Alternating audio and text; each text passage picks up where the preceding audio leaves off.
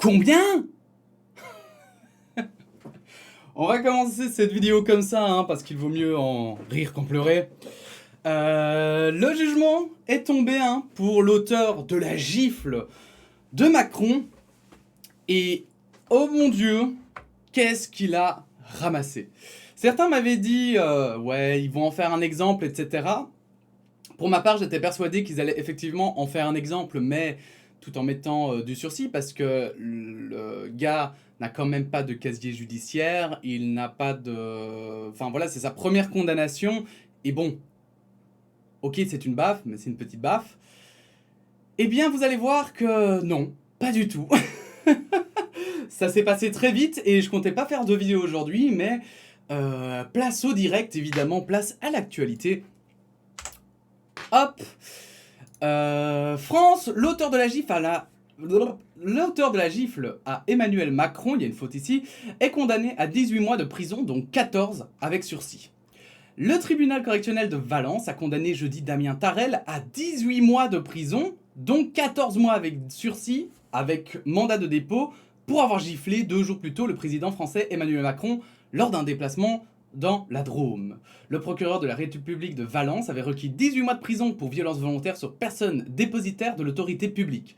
L'homme de 28 ans, qui a reconnu avoir donné cette gifle au chef de l'État lors de l'audience, a été incarcéré. Donc, on a là, déjà, apparemment le juge a suivi l'avis du procureur.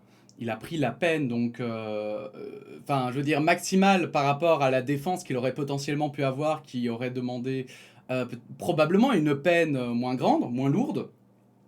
Mais en plus, il va passer 4 mois ferme en prison, il me semble.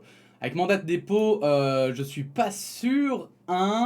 C'est quoi un mandat de dépôt à destination d'un dans le but de lui ordonner de recevoir ou de maintenir en détention un individu qui soit est condamné à délivrer un. Voilà, donc en fait c'est vraiment ça. Donc c'est juste que il est en prison ferme pendant 4 mois, ce qui est, je trouve, gigantesque quoi. Surtout que le mec va sortir de prison et il va pas tout à coup aimer Macron parce que il a été en prison grâce à lui quoi. Yes, yes.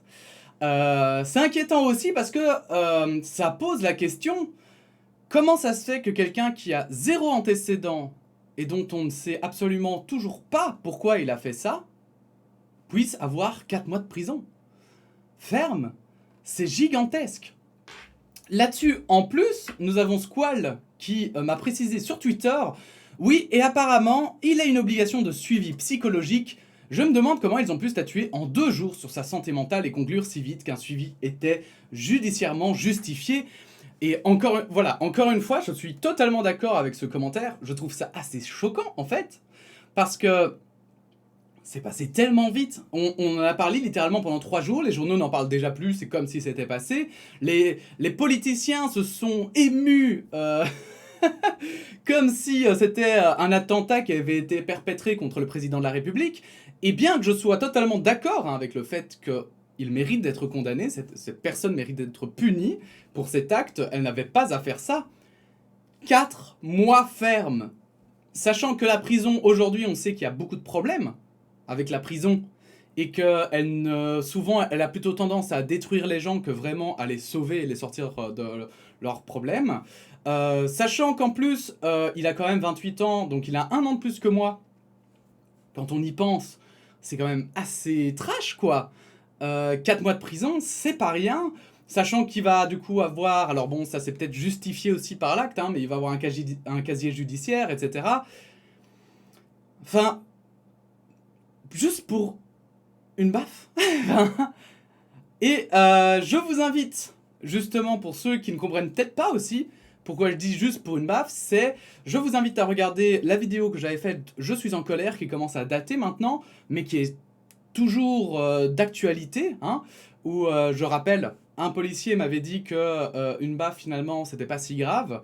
C'est déjà arrivé aussi, que ce soit des proches à moi, qui se sont fait taper avec des policiers qui disaient bah non c'est bon, dites madame, c'est bon parfois, un petit coup ça peut arriver. j'ai entendu ça aussi pour des enfants ou enfin voilà, que ce soit des autorités qui disaient que les enfants, bah finalement, qu'ils se fassent taper ou pas, enfin voilà, c'est pas trop grave tant que c'est pas récurrent, quoi, ça va. Bref, beaucoup de questions qui se posent là-dessus, et donc en fait, je me suis dit que j'allais vous lire cet article qui est sorti il y a une semaine sur la RTBF, et qui parle justement des féminicides pour avoir un petit peu justement un degré de comparaison pour comprendre pourquoi aussi je trouve ça choquant. Alors j'utilise les féminicides parce que moi c'est un sujet que je suis assez près, d'assez près pardon, et que je connais relativement bien. Mais évidemment, ça peut se transposer à plein d'autres peines, à plein d'autres agressions, etc., avec des personnes qui ne sont pas forcément en prison pour des coups ou pour des blessures. Mais je trouve que pour les féminicides, et j'ai envie de dire même de manière plus générale, hein, les violences sexistes, hein, parce qu'ici il parle de féminicide, eh bien, je trouve que c'est d'autant plus interpellant. Donc, une série de féminicides dans l'est de la France relance le débat sur le suivi des auteurs. En moins de 2 semaines, 3 féminicides ou tentatives de féminicide ont été commis dans la région française du Grand Est, relançant le débat sur le suivi des auteurs de violences conjugales. Accrochez-vous parce que vous allez voir, hein, ici on n'est pas sur de la baffe. Hein. Jeudi après-midi, un homme de 48 ans a tenté de tuer sa compagne en pleine rue à Metz avant de se tirer une balle dans la tête au terme d'un déchaînement de violence selon le parquet. Il est désormais en état de mort cérébrale et sa victime gravement blessée. Le même jour, à Colmar, un homme de 51 ans a tué son ex-compagne en la poussant par une fenêtre du 8e étage d'un immeuble. Et à Hayange, Moselle, le 24 mai, un homme de 23 ans a poignardé à mort sa compagne en pleine rue. Bon, soit. Là-dessus, on pourrait se dire que si ce sont notamment des hommes ou des femmes qui n'ont, enfin ici des hommes pour le coup, qui n'ont jamais eu de casier judiciaire, qui n'ont jamais eu de plainte sur le dos ou quoi que ce soit, on ne pouvait pas le prévoir. Et je serais totalement d'accord avec vous. Sauf que c'est ça qui est choquant. Soumises à la violence de leurs compagnons de longue date. À chaque fois, les victimes étaient soumises de longue date à la violence de leurs compagnons. Des plaintes avaient été déposées, certains avaient même été condamnés. C'est le cas de l'auteur de la tentative de féminicide à Metz, déjà condamné en 2014 à 2 mois de prison avec sursis pour des violences par conjoint. 2 mois avec sursis pour des violences par conjoint. En août dernier, sa victime avait déposé plainte pour injure, une plainte classée sans suite par le parquet. Récemment encore, les 19 et 28 mai, elle s'était de nouveau présentée à la police pour signaler qu'il l'avait injuriée, lui avait craché dessus et l'avait suivie en voiture selon le parquet. Dans cette affaire, a assuré le procureur de la République de Metz, Christian Mercury, les policiers ont fait les rapprochements nécessaires avec les antécédents de l'auteur et procédé aux diligences nécessaires, saisissant l'unité médico-judiciaire pour apprécier le retentissement des faits dénoncés par la victime. Tout cela a été fait de manière très professionnelle, a insisté le procureur. Et c'est tellement professionnel qu'un mec qui donne une baffe au président de la République, il écope de 4 mois de prison ferme en 2 jours, alors qu'un conjoint violent a 2 mois de prison avec sursis, donc il ne doit même pas les passer, pour violence par conjoint.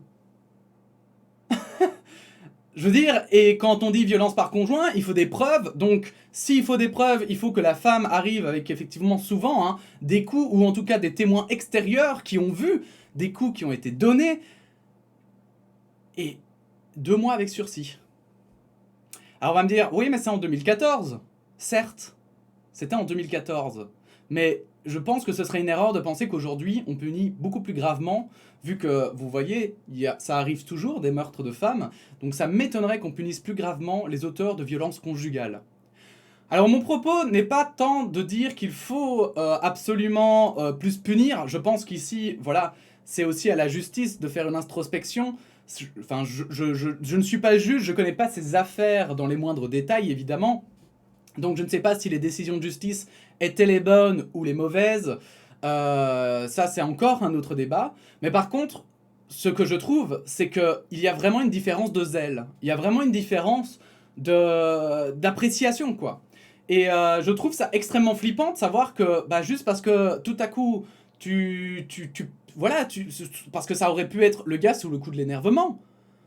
Ça aurait pu être parce que... Enfin, on sait toujours pas. On sait toujours pas. On ne sait pas s'il avait prévu d'assassiner le président, mais qu'il n'avait pas pu amener son matériel nécessaire, donc du coup il l'a baffé, et donc effectivement les 4 mois sont requis et nécessaires.